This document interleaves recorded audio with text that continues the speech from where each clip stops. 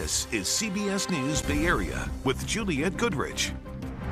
Good evening. It's dark out, it's fall, but the Bay Area is back in summer mode today. Our entire region is under an excessive heat warning or heat advisory, and it will only get hotter tomorrow.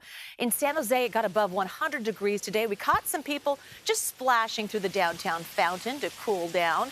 But the concern tonight is about brown hills like these on Mount Diablo, grass and brush that's been drying out all summer long. So Paul Hagan is here now talking about the fire danger. It's definitely top of mind this time of year for the Bay Area. Yeah, the vegetation's always dry around the Bay Area this time of year. Then you add record high temperatures to the mix. It dries things out even more and escalates the fire threat.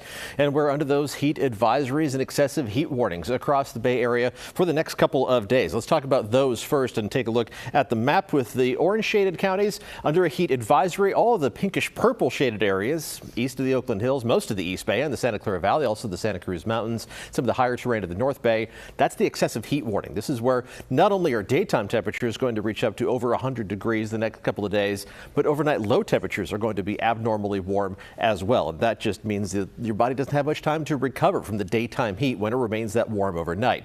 Beautiful sunset skies. We looked to the west from the Mark Hopkins Hotel. Temperatures today topped out in the 90s inland, 95 degrees for high temperature in San Jose, but you'll be over 100 degrees tomorrow, into the mid-90s also in Santa Rosa and Livermore. Temperatures got up into the upper half of the 80s in Fremont and San Francisco. Only low 70s for Half Moon Bay, but you're going to get up into the 80s for highs along the coast tomorrow. Everyone's temperatures running 20 to 25 degrees above average. That means into the 90s in San Francisco and Oakland and over 100 degrees for most inland communities. We categorize this in terms of the heat risk, the threat of overexertion in some of the hottest spots around Antioch and Brentwood. That heat risk was already in the moderate to bordering on the high category today. It's going to be towards the top of the chart tomorrow and Wednesday in the high, very high to extreme category, both Tuesday and Wednesday, with those high temperatures exceeding 105 degrees.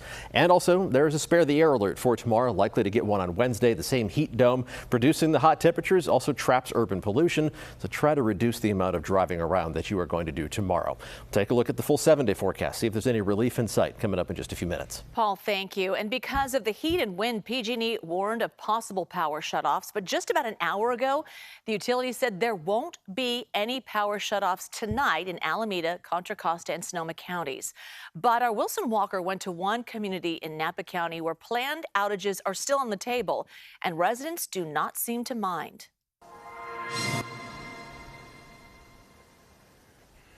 So that rock that juts out up there, that rock is called Table Rock. And I think they've gone triple digits before, but they've gone, at least I know, as high as 80, 90 miles an hour during one of these wind events. And so this is just a brutal area for it in particular, right here in the vicinity of Calistoga. John Theobald lives in the hills just above Calistoga, where PG&E announced the power deactivations. But that is just one safety precaution. Others are now drawn all over this corner of Napa County. If you look at this gap right here, this area right here looked just like that. It was that thick and dense underneath with all the underbrush. You turn around and look behind us up here, you can notice those are not wooden poles. So those are fire-resistant poles. So they've done a lot of different things. All of it driven by the area's frequent winds and, in recent years, frequent fires.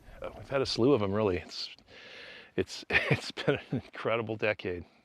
Tubbs fire started right here. Glass fire 2020 came right through here, devastated the whole area. So they're prophylactically just shutting down power. And a lot of us have put in alternative sources in order to cover ourselves just for this contingency. I mean, PG&E communicates pretty well what they're going to do. So we know about it. I think we all think about fire so much more now, given what's happened. And a lot of locals will tell you these shutoffs are a bit like the areas cleared along the lines here, just part of the landscape now. Tomorrow's October 1st, and it's supposed to be 105. You just hope it's not too windy. Firefighters made quick work of a vegetation fire in Concord. It broke out just after 3 this afternoon, just off of Ignacio Valley Road near the Lime Ridge open space. Our crew on the ground saw a helicopter dropping retardant on the flames. Con Fire says crews kept the fire to about 5 acres. Well, it's already been an especially busy fire year. California just surpassed an unwanted milestone. According to CAL FIRE, more than 1 million acres of land have burned so far. And this comes as new evacuation orders were issued east of Los Angeles in San Bernardino County, where the line fire flared up. This is one of the 3 major fires crews have been battling over the past month. Investigators arrested a man suspected of intentionally setting the fire. He's pleaded not guilty to arson charges. And stay with us for continuing coverage of this heat wave and its impacts on air, online at KPIX.com, and streaming on the free CBS News app. Well, it was another spectacle at Ocean Beach as the boat at the center of yesterday's massive rescue washed ashore today. And curious beachgoers, well, they came to take pictures as the Coast Guard started a very lengthy operation to remove the damaged boat. And the captain of the boat also showed up today. He was among the 5 people swooped up by the Coast Guard yesterday. He tells us he and his passengers were out fishing when the engine died. They ended up drifting into some very dangerous surf, and that is when he sent out an SOS.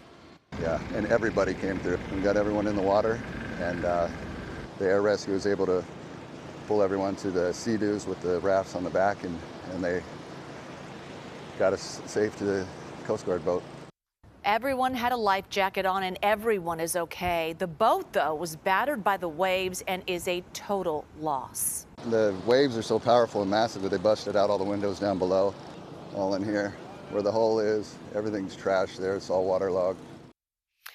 We got a look at the damage inside the boat. He tells us there were TVs in there. Now it's all ruined. The waves were so powerful, they even knocked the paint off of this boat.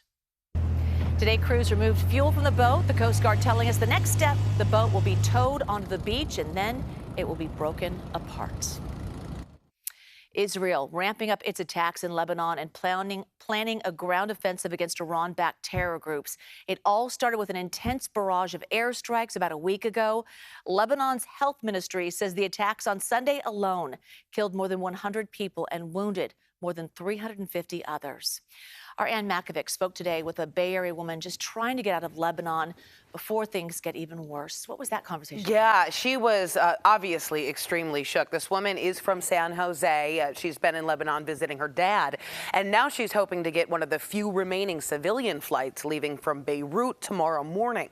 She's been posting video on her Instagram account, first of some of her fun vacation, and then concern as her options for getting home to San Jose started to dwindle, and she started hearing fighter planes overhead. I spoke with her today on Zoom.